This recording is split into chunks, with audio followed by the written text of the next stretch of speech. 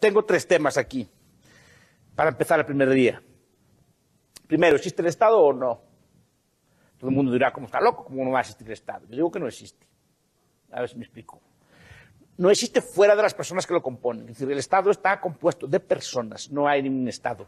Es decir, de la misma forma que si ustedes van al Vaticano, por ejemplo, ven al Vaticano, ven allí unos edificios muy grandes y ven unas edificaciones y gente así más o menos uniformada y vestida así con túnicas y ropa sacerdotal y tal.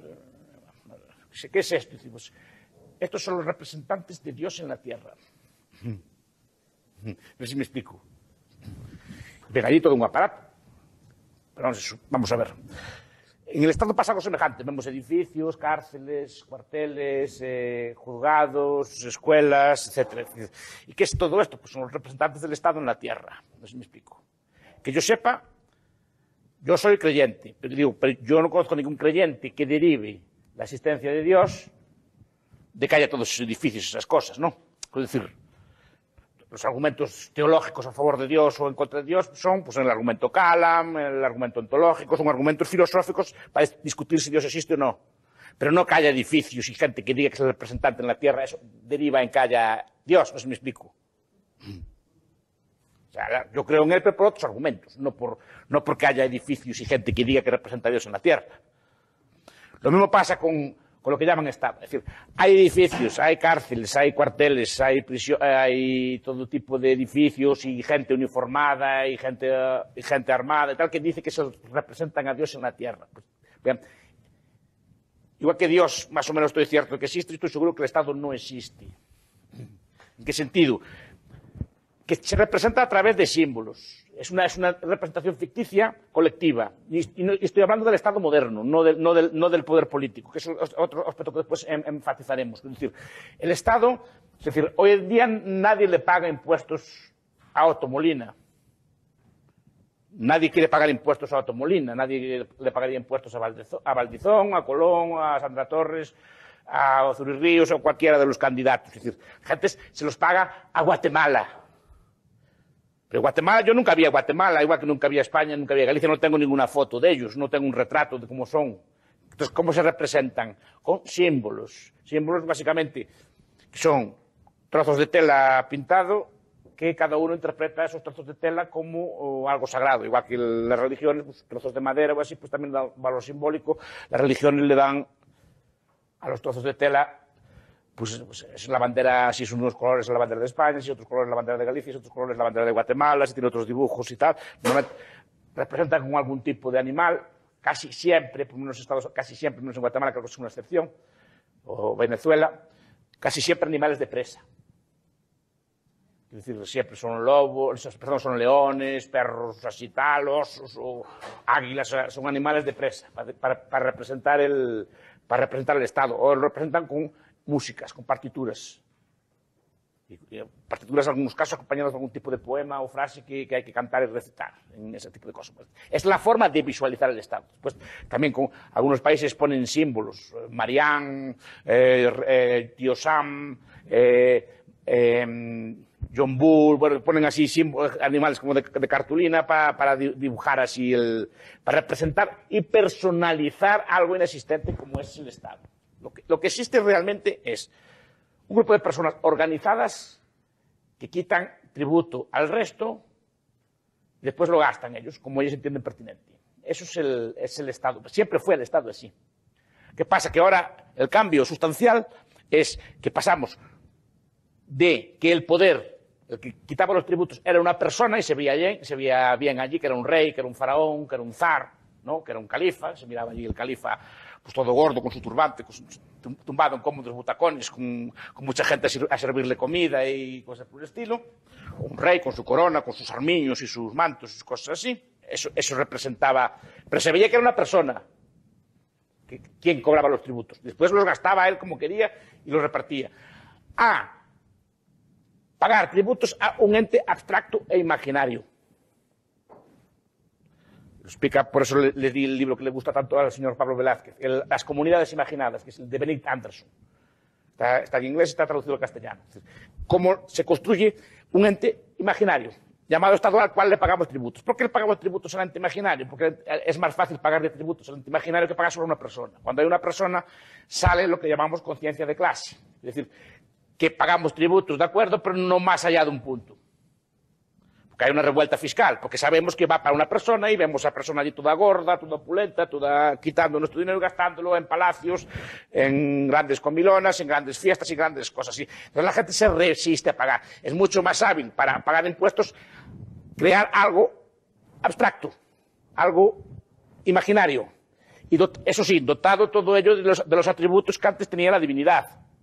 Es decir, todos como decíamos antes, el culto que se le da a Dios en una misa es un culto de latría, el culto que se le da a ese ente imaginario es culto también de latría. Es decir, hay que ponerse en pie cuando suena el himno, hay que ponerse hay que hacer una serie de gestos o besar banderas o cosas por el estilo, porque supuestamente son sagradas. Pero eso es un proceso lento de construcción ideológica a través del sistema educativo, a través de los medios de comunicación, para construir ese ente abstracto al cual le pagamos tributos. Por tanto, la primera pregunta es, ¿existe el Estado así entendido como algo abstracto? ¿Existe, por ejemplo, algo llamado España, algo llamado Guatemala? No. ¿Efectos reales? No. Es una invención que todos tenemos en la cabeza, obviamente. Al final, cuando nos definimos siempre por algo. A mí, primero que me preguntan es ¿dónde es usted? Pues ser español. Si yo no me defino, podían preguntar como era antes. Yo soy católico, por ejemplo, o soy del Real Madrid. Es decir, podía definirme por ese tipo de cosas. No, la primera definición, la definición absoluta, por encima de todas, es la definición nacional. Cuando, históricamente, la definición principal, por ejemplo, es religiosa. La gente no peleaba por ser de Alemania o de Francia, peleaba contra católicos contra protestantes, por ejemplo. Es decir, y esa lealtad que antes era religiosa cambió a una realidad nacional. Se cambió la lealtad suprema de las personas. Y eso se construye, como explica Anderson, a través de un proceso complejo y sofisticado de creación de identidades. Escuela, durante muchos años. Miren la escuela. Cualquier escuela de cualquier país. ¿Qué es? ¿Aprenden cosas? Sí, pero ¿cuál es el currículum obligatorio? Lengua o lenguas del Estado. Historia, pero no historia. Podemos estudiar muchas historias. Historia de las mentalidades, historia de la cocina, historia del arte, historia de la economía. No, historia del Estado, con sus reyes. Y lo que se estudia son todos los reyes o presidentes que tuvo un país divididos entre buenos y malos. Los buenos son los que agrandaron el Estado, los malos son los que se mantuvieron en paz. Por ejemplo, en España, los reyes, los Austrias, que fueron muy imperialistas, los Austrias se llaman Austrias mayores. Los Austrias que subieron más o menos a España en paz y meterse en líos son Austrias menores. Y todos son así estudiados, así. Entonces, Felipe II, Carlos V, que son los emperadores así más grandes, son los más estudiados, y por el pobre de Felipe III, pues que fue una persona que no metió a España en ninguna guerra en el tiempo que estuvo, más o menos mantuvo aquello pacificado, no pasa como una cosa menor que no merece ni siquiera la pena de estudiar en serio. Eso se construye, es imaginario. Entonces digo, existe el Estado, existe una organización de personas que le quitan tributo al resto. Lo que no existe es eso en que se representa. Eso es lo primero que quiero decir. Y el primer debate que podemos tener. ¿Existe o no existe? Yo digo que no. Es una vieja querella. Ya sé que es un viejo debate. Es un debate medieval, la vieja querella de los universales. ¿No? De los universales contra los nominalistas, contra los universalistas. Si defendían que las ideas tenían entidad real o no tenían entidad real. Es un viejo debate filosófico. Yo obviamente soy nominalista. Que digo, estos conceptos abstractos no existen, no tienen entidad real. Son ideas imaginadas. De hecho, si cada uno de ustedes le pregunto qué es Guatemala, me lo definen de forma distinta. Cada uno de ustedes tiene una idea de lo que es. Unos olores, unos sentimientos, unas cosas. Y tienes cosas, igual que si preguntan a España, cada uno la define de forma distinta. Porque no hay una definición única, porque no hay una foto de ella. Es un sentimiento que nos inculcaron de pequeños. Eso sí que se puede datar, que es históricamente creado, porque antes, repito, nadie, hasta el siglo XVII, XVIII, nadie daba su vida por este tipo de cosas, sino que la daba por otras cosas, que también a lo mejor fueron creadas o no, pero ya tenían otra lógica. Entonces, el primer debate que podríamos tener es esto: ¿existe o no existe? Dos, ¿cuál es el origen histórico del Estado? Yo distingo, repito, entre Estado y poder político. Poder político existió siempre. El Estado moderno es una forma, repito, de poder político contemporánea. No es más antigua que el siglo XVIII, en el sentido de que, repito, prestamos lealtad, obediencia, pagamos tributos y estamos dispuestos a dar la vida por algo abstracto, antes que el poder era concreto. Era un rey o lo que fuera, pero era una persona. Ahora es algo abstracto. Eso tiene que ver también con la creación del concepto de nación, que es otro concepto también abstracto, que supuestamente es la comunidad que vive allí, que supuestamente tienen algún tipo de rasgo común. No se sabe muy bien cuál es ese rasgo común que tiene, pero se entiende que todos los que viven en el espacio geográfico de ese poder político tienen que compartir una serie de razones, tiene que ser su lealtad suprema, tiene que ser a esa nación y a ese Estado. Cuando, por ejemplo, una persona de antes pues, pudiera ser más leal a su religión o a cualquier otro tipo de rasgo que tiene. Entonces, la pregunta es el origen del poder político, de las cuales el Estado es una forma de poder político, como hay muchas otras. Puede haber ligas, puede haber imperios, puede haber ciudades-estado, puede haber muchas formas que no son estatales de poder político. Pero ¿cuál es el origen histórico del poder político? Aquí es donde entramos en el debate. Todo poder político, el Estado, dicen los teóricos que yo defiendo, nace de la fuerza y de la violencia. O sea, el poder político nace de la fuerza, no nace en ningún pacto.